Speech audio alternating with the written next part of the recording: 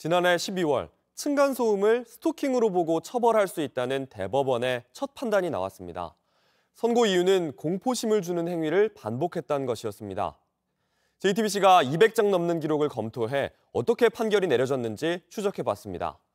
키우지도 않은 강아지 소리와 전혀 다른 사람이 찍힌 CCTV 영상이 주요 증거로 쓰였습니다. 이상엽 기자의 단독 보도입니다.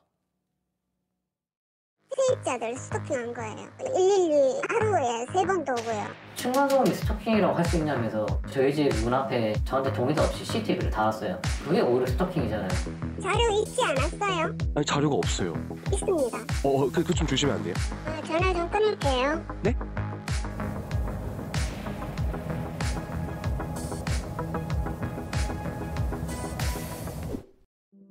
(2년) 동안 스토킹을 했다는 혐의로 재판을 받은 40대 남성.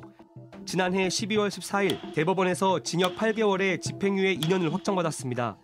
이웃 간 일부러 계속 소음을 내면 스토킹 범죄로 처벌한다는 첫 판단이었습니다. 취재진이 확보한 사건 기록만 200장. JTBC는 경남 김해의 한 빌라에서 벌어진 층간소음 갈등을 파헤쳤습니다. 2021년 10월 402호에 사는 건물주와 딸이 경찰에 고소장을 냈습니다. 아래층 302호 세입자가 밤낮 구분 없이 천장과 벽을 두드린다는 겁니다. 언제 어떻게 위협할지 무서워 스토킹 처벌법으로 조사해달라고 했습니다. 여기가 층간소음 갈등이 있었던 빌라인데 외부인 출입은 안 되거든. CCTV 영상만 좀 봐도 세대별로 많이 떨어진 것 같진 않아. 당시 빌라에 살던 6세대는 지금 모두 이사를 갔습니다. 오랜 취재 끝에 302호 세입자 A씨를 찾아 만나봤습니다.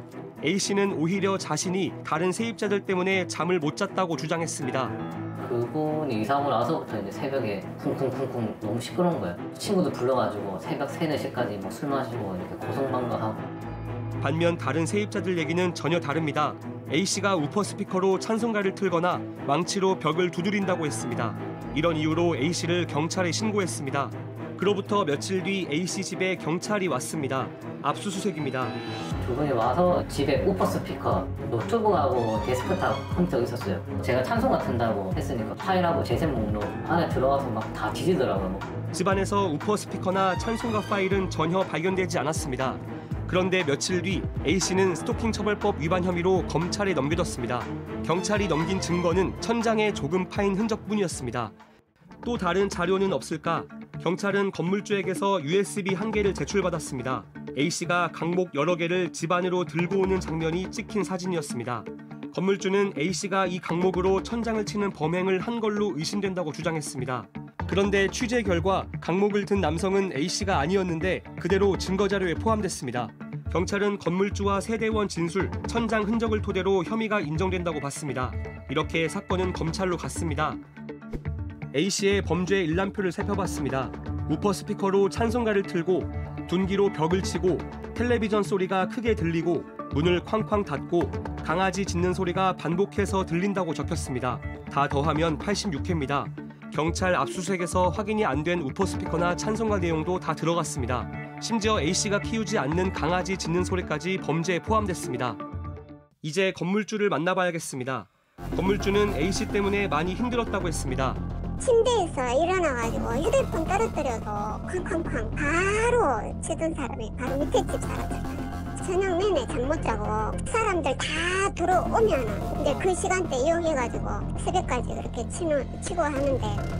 이렇게 팽팽한 대립 속에 1심과 2심에 이어 3심 결론도 같았습니다.